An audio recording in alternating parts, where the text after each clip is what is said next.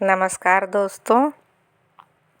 आज मुंशी प्रेमचंद की कहानियों की श्रृंखला में से एक कहानी दो बैलों की कथा सुनाने जा रही हूँ।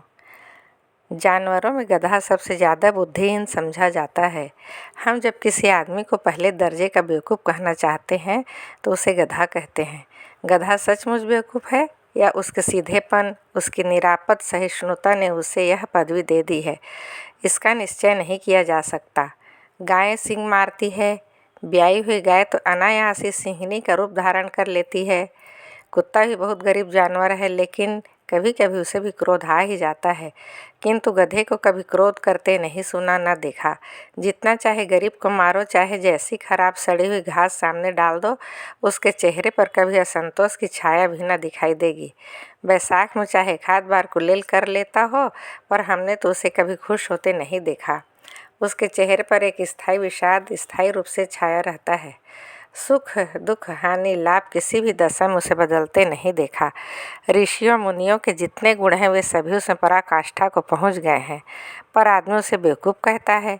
सद्गुणों का इतना अनादर कहीं ना देखा। कदाचित सीधापन संसार के लिए उपयुक्त नहीं है। देखिए ना, भारतवासियों के अफ्रीका में क्या दुर्दशा हो रही है। क्यों अमेरिका में उन्हें घुसने नहीं दिया जाता। बेचारे शराब नहीं पीते, 4 पैसे कुछ समय के लिए बचा कर रखते हैं, जी तोड़ कर काम करते हैं, किसी से लड़ाई झगड़ा नहीं करते, 4 बातें सुनकर गम खा जाते हैं, फिर भी बदनाम है। कहा जाता है वे जीवन के आदर्श को नीचा करते हैं। अगर वे भी ईंट का जवाब पत्थर से देना सीख जाते तो शायद सभ्य कहलाने लगते। जापान की मिसाल सामने है।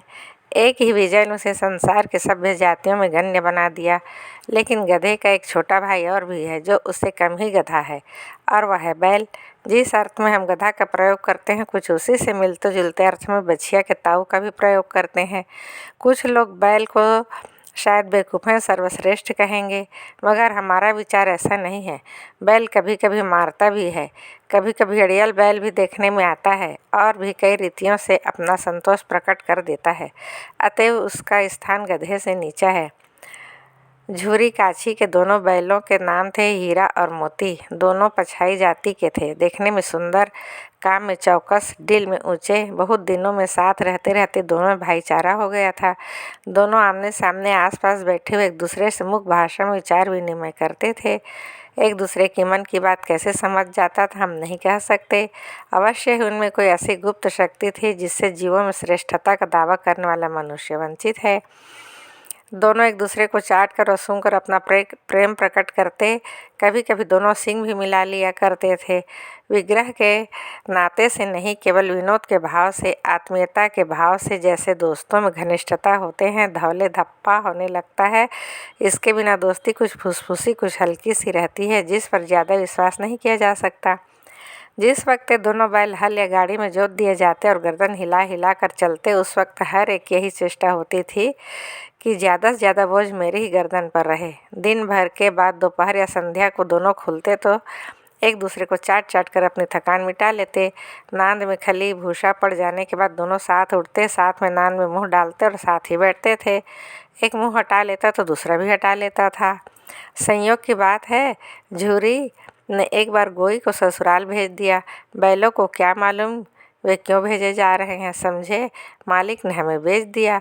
अपना यूँ बेचा जाना उन्हें अच्छा लगा या बुरा कौन जाने, पर झूरी के साले गया को घर तक गोई ले जाने में दांतों पसीना आ गया।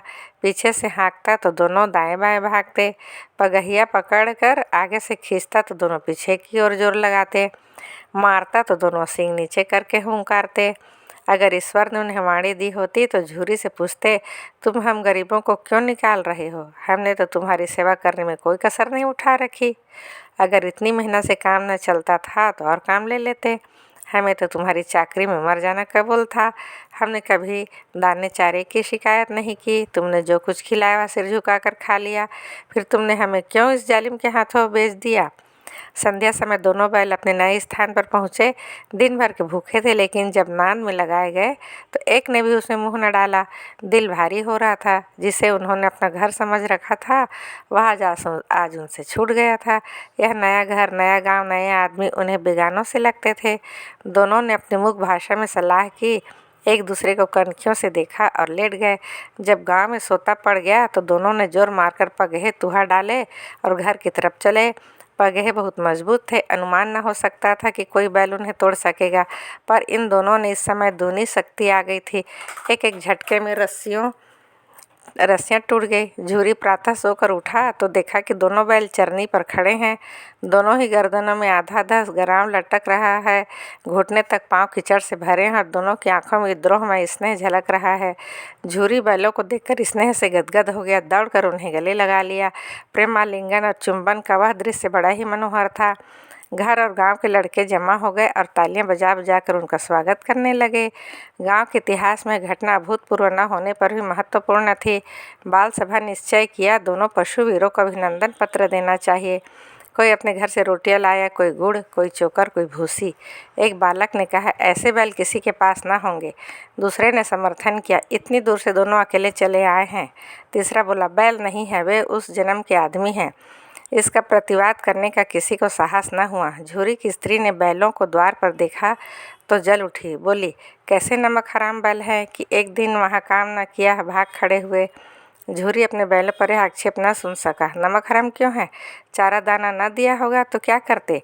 स्त्री ने रोब के साथ कहा, बस तुम ही तो बैलों को खिलाना जानते हो, और तो सभी पानी पिला पिला कर रखते हैं। झूरी ने चिढ़ाया, चारा मिलता तो क्यों भागते?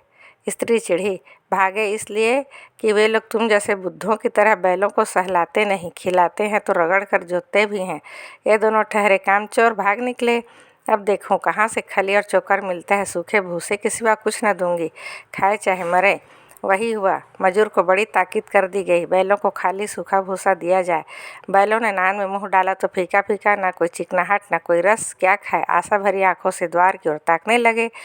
झूरी ने मजूर से कहा, थोड़ी सी खली क्यों नहीं डाल देता बे? मालकिन मुझे मार ही डालेंगी। चुरा कर डाला। न दादा, पीछे से तुम भी उन्हीं की सी कहोगे। दूसरे दिन झूरी का साला फिर आया और बैलों को ले चला। अब कि उसने दोनों को गाड़ी में जोता। 2-4 बार मोती ने गाड़ी को सड़क की खाई में गिराना चाहा, पर हीरा ने संभाल लिया। वह ज़्यादा सहनशील था। संध्या समय घर पहुंचकर उसने दोनों को मोटी रस्सियों से बांधा और कल की शरारत का मजा चखाया। फिर वही सूखा भूसा डाल दिया। अपने दोनों बैलों को खली चुनी सब कुछ दी। दोनों बैलों का ऐसा अपमान कभी न हुआ था। झूरी उन्हें फूल की छड़ी से भी न छूता था। उसकी टिटकार पर दोनों उड़ने लगते थे। यहाँ मार पड़ी, आहत सम्मान की व्यथा तो थी ही, उस पर मिला सूखा भूसा। नान की तरफ आंखें तक न उठाई। दूसरे दिन गया ने बैलों को हल में जोता, पर इन दोनों ने जैसे पाँव न उठाने की कसम खा ली थी। वह मारते मारते थक गए, पर दोनों ने पाँव न उठाया। एक बार जब उस निर्दयी ने हीरा की नाक पर खूब डंडे जमाए तो मोती का गुस्सा काबू के बाहर हो गया। हल लेकर भागा। हल, रस्सी, जुआ, जोत सब टूट टाट कर बराबर हो गया। गले में बड़ी बड़ी रस्सियां न होती तो दोनों पकड़ाई में न आते। हीरा ने मुख भाषा में कहा, भागना व्यर्थ है। मोती ने उत्तर दिया, तुम्हारी तो इसने जान ही ले ली थी, अब की बड़ी मार पड़ेगी। पड़ने दो, बैल का जन्म लिया तो मार से कहाँ तक बचेंगे। गया तो आदमी के साथ दौड़ा आ रहा है, दोनों के हाथों में लाठियां हैं। मोती बोला, कहो तो दिखा दूं कुछ मज़ा, मैं भी लाठी लेकर आ रहा है। हीरा ने समझाया, नहीं भाई, खड़े हो जाओ, मुझे मारेगा तो मैं भी 1-2 को गिरा दूंगा। नहीं, हमारी जाति का धर्म नहीं है। मोती दिल में अट कर रह गया। गया आ पहुंचा और दोनों को पकड़ कर ले चला। कुशल हुई कि उसने इस वक्त मारपीट न की, नहीं तो मोती भी पलट पड़ता। उसके तेवर देखकर गया और उसके सहायक समझ गए कि इस वक्त टाल जाना ही मसलहत है। आज दोनों के सामने फिर वही सूखा भूसा लाया गया। दोनों चुपचाप खड़े रहे। घर के लोग भोजन करने लगे। उस वक्त तो छोटी सी लड़की 2 रोटियां लिए निकली और दोनों के मुंह में देकर चली गई। उस एक रोटी से इनकी भूख तो क्या शांत होती, पर दोनों के हृदय को मानो भोजन मिल गया। यहाँ भी किसी सज्जन का वास है। लड़की भैरव की थी, उसकी माँ मर चुकी थी। सौतेली माँ मारती रहती थी, इसलिए इन बैलों से उसे एक प्रकार की आत्मीयता हो गई थी। दोनों दिन भर जोते जाते, डंडे खाते, अड़ते। शाम को थान पर बांध दिए जाते और रात को वही बालिका उन्हें 2 रोटियां खिला जाती। प्रेम की इस प्रसाद की यह बरकत थी कि 2-2 गाल सूखा भूसा खाकर भी दोनों दुर्बल न होते थे, मगर दोनों की आंखों में रोम रोम में विद्रोह भरा हुआ था। एक दिन मोती ने मुख भाषा में कहा, अब तो नहीं सहा जाता हीरा, क्या करना चाहते हो? एक आध को सींगों पर उठाकर फेंक दूंगा। लेकिन जानते हो, वह प्यारी लड़की जो मैं रोटियां खिलाती हूँ उसी की लड़की है, जो इस घर का मालिक है। यह बेचारी अनाथ ना हो जाएगी तो मालकिन को ना फेंक दूँ? वही तो उस लड़की को मारती है। लेकिन औरत जात पर सींग चलाना मना है, या भूले जाते हो? तुम तो किसी तरह निकलने ही नहीं देते हैं। बताओ, तुड़ाकर भाग चले? हाँ, यह मैं स्वीकार करता, लेकिन इतनी मोटी रस्सी टूटेगी कैसे? इसका उपाय है। पहले रस्सी को थोड़ा सा चबा लो, फिर एक झटके में जाती है। रात को जब बालिका रोटियां खिलाकर चली गई, दोनों रस्सियां चबाने लगे, पर मोटी रस्सी मुंह में ना आती थी। बेचारे बार बार जोर लगा कर रह जाते थे। सहसा घर का द्वार खुला और वही बालिका निकली। दोनों सिर झुकाकर उसका हाथ चाटने लगे। दोनों की पूँछें खड़ी हो गई। उसने उनके माथे सहला और बोली, खोले देती हूँ, चुपके से भाग जाओ, नहीं तो यहाँ लोग मार डालेंगे। आज घर में सलाह हो रही थी कि इनके नाकों में नाथ डाल दी जाए। उसने गराव खोल दिया, पर दोनों चुपचाप खड़े रहे। मोती ने अपनी भाषा में पूछा, अब चलते क्यों नहीं? हीरा ने कहा, चलें तो, लेकिन कल इस अनाथ पर आफत आएगी, सब इसी पर संदेह करेंगे। सहसा बालिका चिल्लाई, दोनों फूफा वाले बैल भागे जा रहे हैं। ओ दादा, दोनों बैल भागे जा रहे हैं, जल्दी दौड़ो। गया हड़बड़ा कर भीतर से निकला और बैलों को पकड़ने चला। वे दोनों भागे। गया ने पीछा किया और भी तेज हुए। गया ने शोर मचाया, फिर गांव के कुछ आदमियों को भी साथ लेने के लिए लौटा।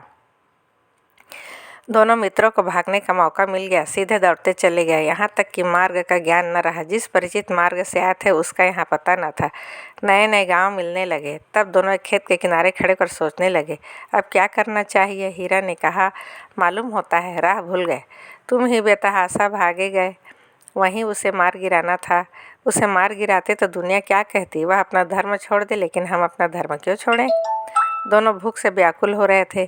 खेत में मटर खड़ी थी, चरने लगे। रह रह कर आहट ले लेते, कोई आता तो नहीं। जब पेट भर गया, दोनों ने आज़ादी का अनुभव किया तो मस्त होकर उछलने कूदने लगे। पहले दोनों ने डकार ली, फिर सींग मिलाए और एक दूसरे के ठेलने लगे। मोती ने हीरा के कई कदम हटा दिया, यहाँ तक कि वह खाई में गिर गया। तब उसे भी क्रोध आया, संभल कर उठा, फिर मोती से भिड़ गया। मोती ने देखा खेल में झगड़ा हुआ चाहता है तो किनारे हट गया। अरे यह क्या, कोई सांड डॉक्टर चला आ रहा है।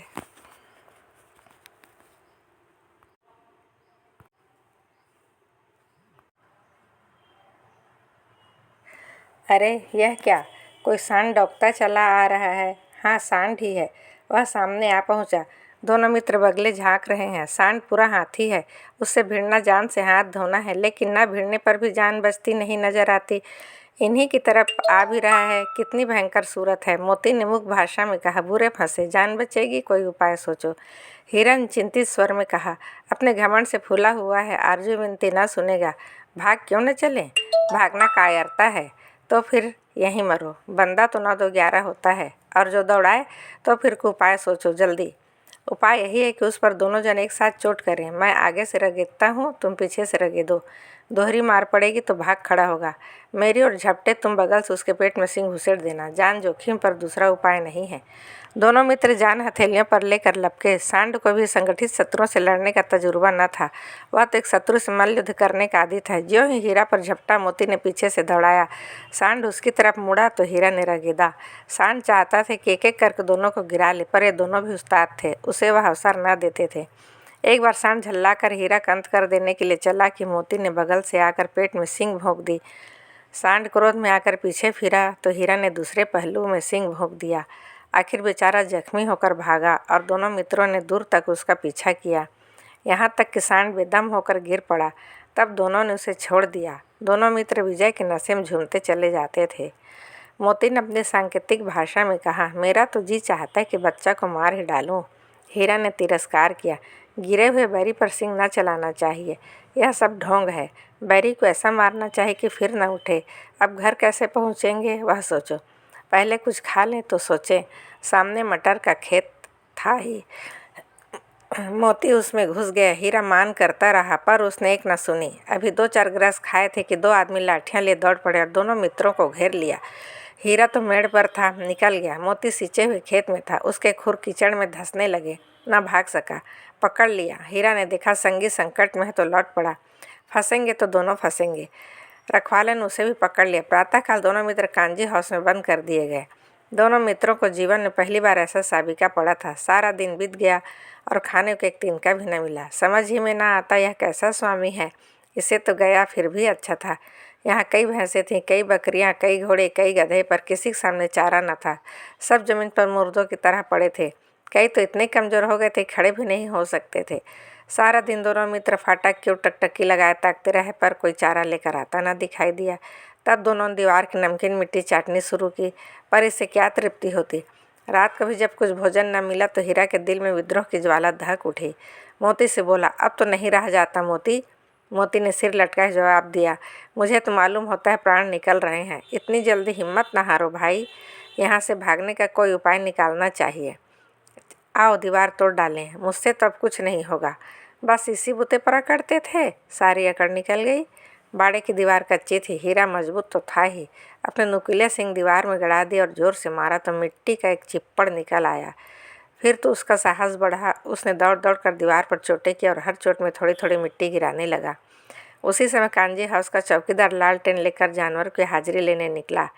हीरा का उजापन देखकर उसने कई डंडे रसीद किया और मोटी सी रस्सी से बांध दिया। मोती ने पड़े पड़े कहा, आखिर मार खाई, क्या मिला? अपने बूते भर जोर तो मार दिया। ऐसा जोर मारना किस काम का कि और बंधन में पड़ गए। जोर तो मारता ही जाऊंगा, चाहे कितने ही बंधन पड़ते जाएं। जान से हाथ धोना पड़ेगा, कुछ परवाह नहीं, यह भी मरना ही है। सोचो दीवार खुद जाती तो कितनी जानें बच जाती। इतने भाई यहाँ बंद है, किसी के देह में जान नहीं है। 2-4 दिन और यही हाल रहा तो सब मर जाएंगे। हाँ, यह बात तो है। अच्छा तो ला, फिर मैं भी जोर लगाता हूँ। मोती ने भी दीवार में उसी जगह सिंग मारा। थोड़ी सी मिट्टी गिरी तो हिम्मत और बढ़ी। फिर तो दीवार में सिंग लगाकर इस तरह जोर करने लगा मानो किसी प्रतिद्वंदी से लड़ रहा है। आखिर कोई 2 घंटे की जोर आजमाई के बाद दीवार ऊपर से लगभग एक हाथ गिर गई। उसने दूनी शक्ति से दूसरा धक्का मारा तो आधी दीवार गिर पड़ी। दीवार का गिरना था कि अधमरे से पड़े हुए सभी जानवर चेत उठे। तीनों घोड़ियां सरपट भाग निकली, फिर बकरियां निकली, उसके बाद भैंसें भी खिसक गई, पर गधे अभी तक ज्यों के त्यों खड़े थे। हीरा ने पूछा, तुम दोनों क्यों नहीं भाग जाते? एक गधे ने कहा, जो कहीं फिर पकड़ लिए जाएं तो क्या हरज है, अभी तो भागने का अवसर है। हमें तो डर लगता है, हम यहीं पड़े रहेंगे। आधी रात से ऊपर आ चुकी है। दोनों गधे अभी तक खड़े सोच रहे थे कि भागें या न भागें। मोती अपने मित्र की रस्सी तोड़ने में लगा हुआ था। जब वह हार गया तो हिरन कहा, तुम जाओ, मुझे यहीं पड़ा रहने दो, शायद कहीं भेंट हो जाए। मोती ने आंखों में आंसू लाकर कहा, तुम मुझे इतना स्वार्थी समझते हो हीरा? हम और तुम इतने दिनों एक साथ रहे, आज तुम विपत्ति में पड़ गए तो मैं तुम्हें छोड़कर अलग हो जाऊं? हीरा ने कहा, बहुत मार पड़ेगी, लोग समझ जाएंगे तुम्हारी शरारत है। मोती गर्व से बोला, जिस अपराध के लिए तुम्हारे गले में बंधन पड़ा, इसके लिए अगर मुझ पर मार पड़े तो क्या चिंता। इतना तो हो ही गया कि 9-10 प्राणियों की जान बच गई, वे सब तो आशीर्वाद देंगे। यह कहते हुए मोती ने दोनों गधों को सिंग से मार मार कर बाड़े के बाहर निकाला।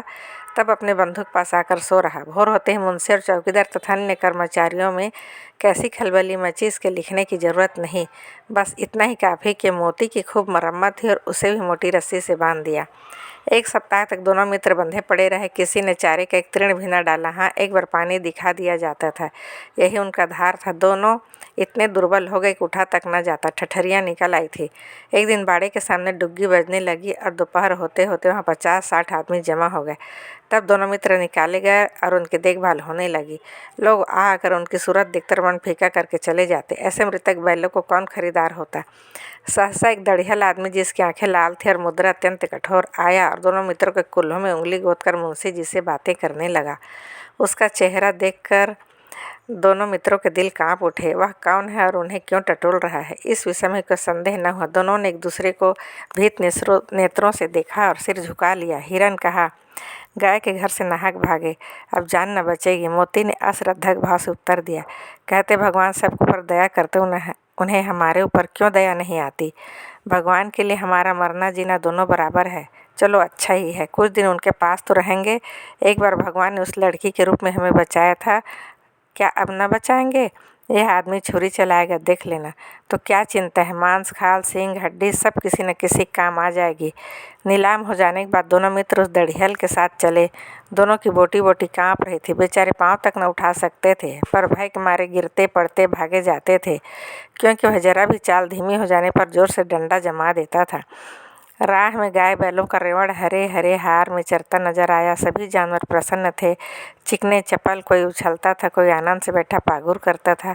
कितना सुखी जीवन था इनका, पर कितने स्वार्थी हैं सब। किसी को चिंता नहीं कि उनके दो भाई बधिक के हाथ पड़े कैसे दुखी हैं। सहसा दोनों को ऐसा मालूम हुआ कि परिचित राह है। हाँ, इसी रास्ते से गया उन्हें ले गया था। वही खेत, वही बाग, वही गांव मिलने लगे। प्रति क्षण उनकी चाल तेज होने लगी। सारी थकान, सारी दुर्बलता गायब हो गई। आह, यह लो, अपना ही हार आ गया। इसी कुएं पर हम पूर चलाने आया करते थे, यही कुआं है। मोती ने कहा। हमारा घर नगीच आ गया। हीरा बोला, भगवान की दया है, मैं तो अब घर भागता हूँ। यह जाने देगा, इसे मार गिराता हूँ। नहीं नहीं, दौड़कर थान पर चलो, यहाँ से हम आगे न जाएंगे।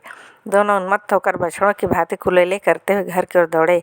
वाह, हमारा थान है। दोनों दौड़कर अपने थान पर आए और खड़े हो गए। दड़ियल पीछे पीछे दौड़ा चला आता था।